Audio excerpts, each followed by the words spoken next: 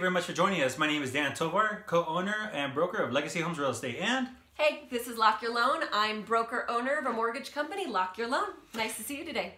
well, fantastic. Actually, we've been getting an immense amount of phone calls of various topics as well as repeated questions over and over again. And one of the discussions that we're going to talk about today is the right time to buy, sell, or refinance. And Laura's going to explain to us on the loan aspect of is it the right time to buy or sell or possibly refinance our house. And I'm actually going to talk on the real estate side on my point of view of is it the right time for you yourself to be able to make that decision. So take it away, Laura. So we're going to give you a little bit of an economics lesson. Don't worry, I'll keep it super simple, maybe a little bit fun. Lend Yeah, there you go. So right now, as we all know, we're in a different time. We've got coronavirus going on. We've got government coming in to help. We've got the Federal Reserve coming in to help. But there's something that the Federal Reserve is doing to help our market and keep rates really low. So the Federal Reserve is actually buying mortgage-backed securities. Mortgage-backed security is the backing of our market. That's really what our market is based off, where the rates fluctuate daily.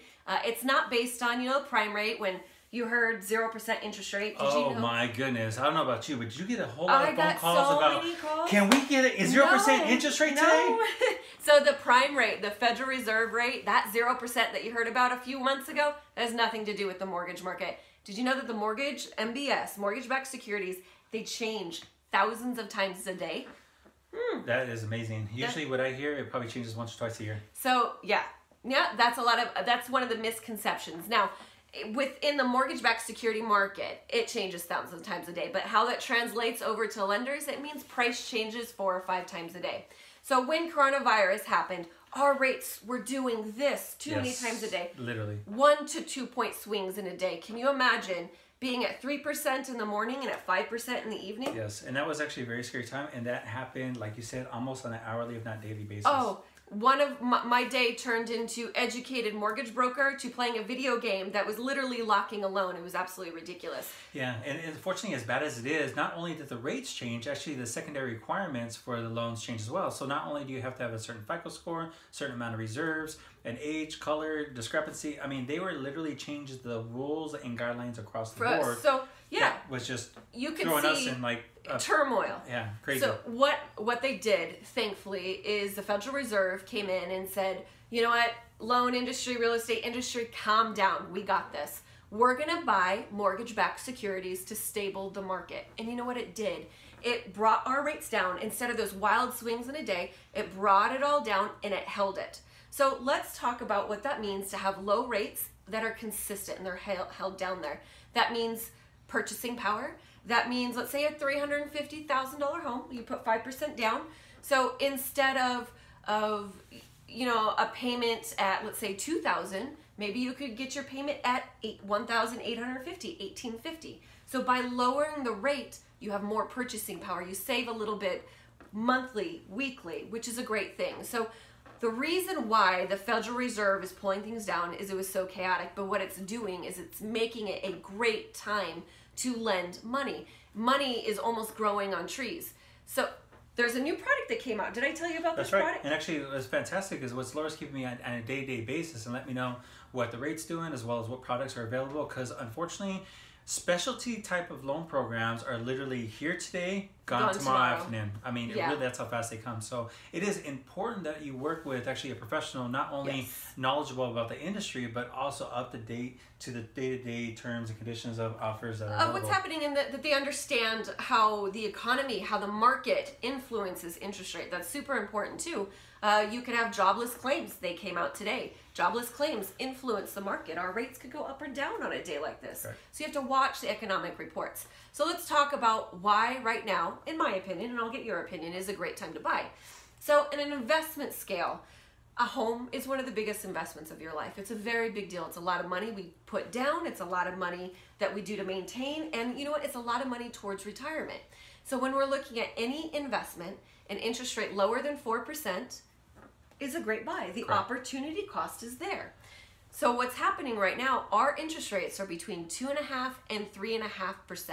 Phenomenal interest rates. It's almost like money is growing on trees with these interest rates. Correct. And just to be able to recap on it, if you haven't been involved or actually being aware of interest rates, just so you know, Actually, in the last 5 years, interest rates have been hovering between 4 and 5.5%. You have to understand that. And actually, that's before January of 2020.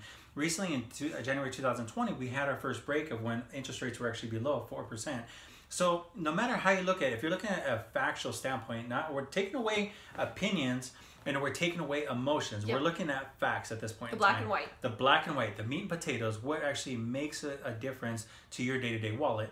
Now, as Laura is saying, right now, rates are still lower than they have been in the last 5 years. So she's going to basically evaluate each buyer, and you have to understand that everybody is different. Everybody has different income. Everybody has different background as far as what type of job they have, as well as everybody has different types of credit scores, and that all affects what your credit score as well as what your credit rating is going to be with your interest rates. So as far as a standpoint wise, if we're looking at an overall plateau, what you say in your opinion as of today, right now, Thursday, would it be a good time to actually refi or buy or get a loan and purchasing a home? Honestly, this is one of the best times I've seen to purchase a home or to refinance. Rates are low. There is homes out there to buy. Now, what about on your standpoint? What are you seeing? Now, my standpoint, totally different than the interest rates. Now, interest rates are what your factual payment's going to be. However, as far as purchasing power, you really have to understand that today is such an unknown. We actually have a market where we have never seen before. The reason why I say that is because we have a pandemic or economic crisis per se that has been man-made, which means we could be done with all this pandemic by next week. Yep. In all reality, everybody would be wonderful. That would be so awesome. And if that was actually the case, then everybody who's been on the fence will actually be sitting out on the market. And what happens is we have an influx of demand, we have a deflux of actually supply, and what happens, the prices, they increase. So if you actually don't buy now and the market does increase, you're actually going to be having anywhere between a 2 to possibly 5% increase over the next 30, 60 days. However, like every type of coin, there's actually another flip side. What happens if actually the industry flops and actually now we have a decrease in market? Now, this is something I have a conversation with every single one of my clients.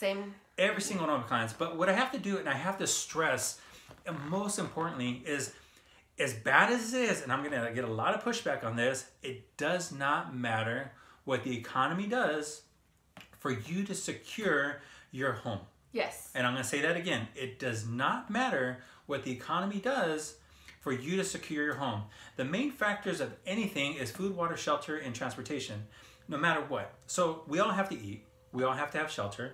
We all have to provide actually meals to be able to get to that with water. And we have to be able to get to job or get to the store at point A and point B. So it's important to be able to understand you yourself as an individual really have to understand what is the right time for you to be able to buy a home. So if your job is good, okay, and your daily necessity needs for your family on daily routing for school, wherever it be, is in a certain area, which isn't in the area that you're at right now, and you ought to actually want to plant some roots of your family to be able to raise your children, if you do have some, or possibly start a new future as a new home buyer, that's really a decision that you're going to have to make. It's a personal decision. Correct. And it has to fit within your personal budget too, right? So you could make $5,000, $10,000 a month, but if you're outpouring $5,000, $10,000 a month, then you got to look at your budget, really scale it back to that survival number.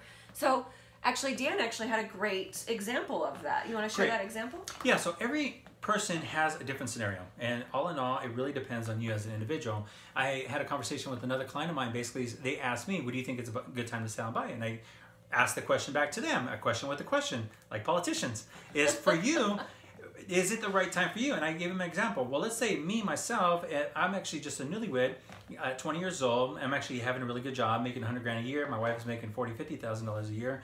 And I only have $4,000 worth of bills, and I have an influx of income, about $12,000 a month. Well, it's a fantastic time for me to invest or purchase a property. But let's fast forward. Now in my mid-40s, I actually have 4 children. I have 2 in college, 3 driving. Besides myself and my wife, I have an influx of expenses going out, which I could barely pay for.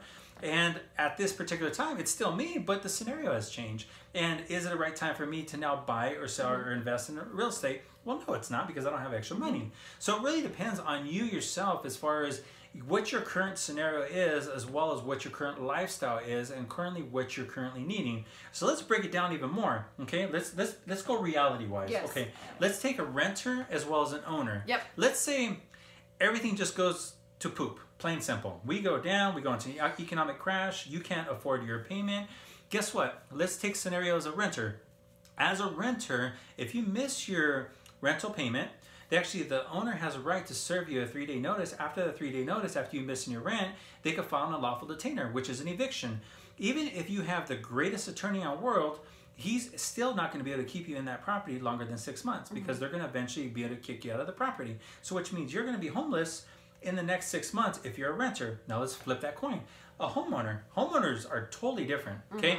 If actually you miss your first 3 months payment, which is 90 days, okay, then the servicer sends out a notice of default.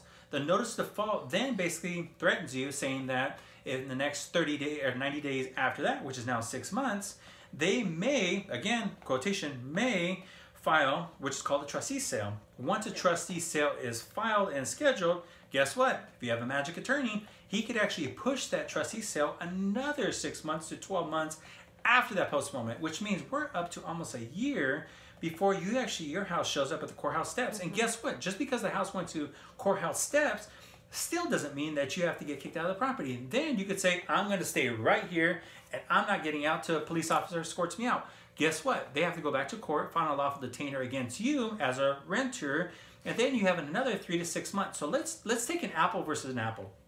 If you're a renter, they're going to get you out in 6 months. Plain simple. That's the maximum amount, okay? If not sooner. As a homeowner, you actually get to stay in that house rent-free. Your credit's going to be demolished, just so you know.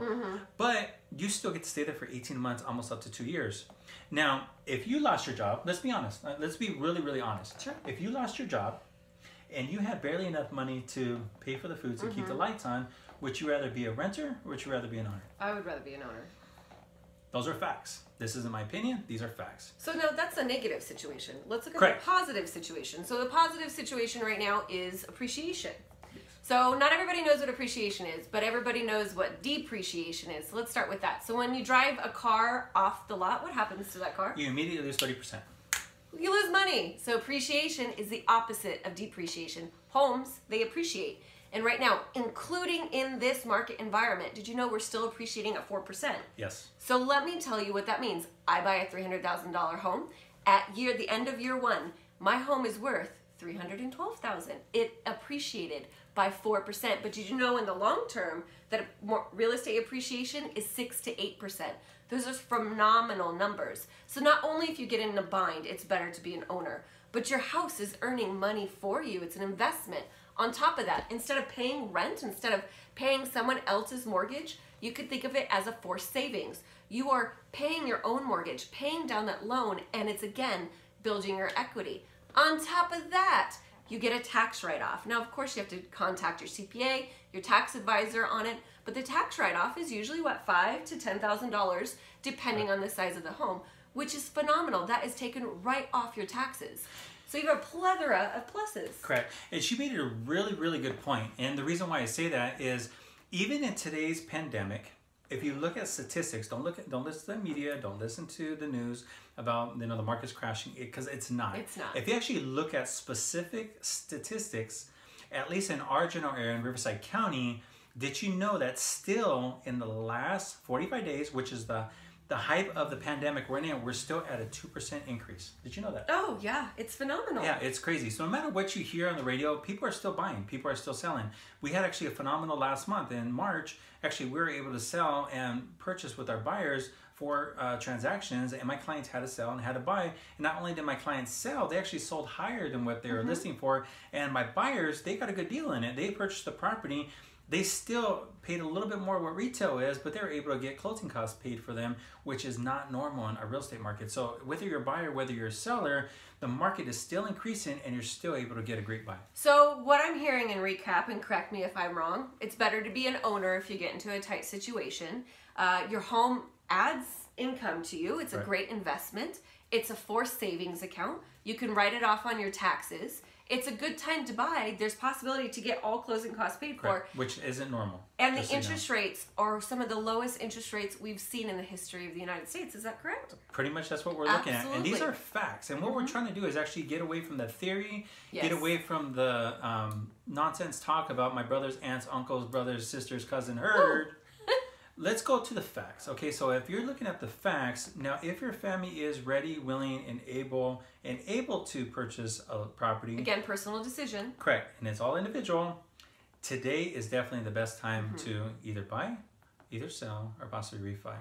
And these are facts. So definitely we want to bring that out to you. Again, everybody's different. Tomorrow could change what the rules, regulations are, but we want to be able to get you the most pertinent information as possible. Absolutely.